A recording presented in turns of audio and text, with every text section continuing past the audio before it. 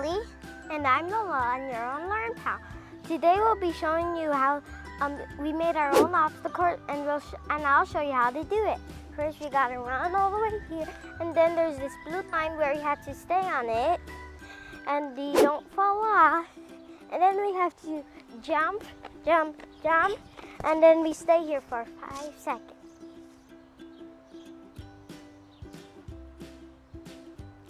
And then we have hopscotch where we go like this, this, this, this, and this. This one's tricky. We have to walk backwards and don't fall off. And then that's all you have to do. See you next time on LearnPal, and I hope you make your own obstacle course. Bye.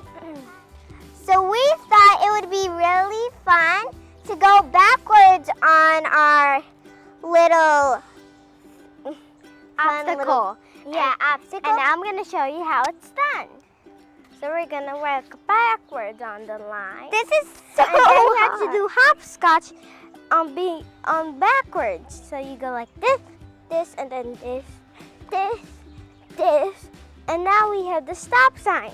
And we wait for 5 seconds.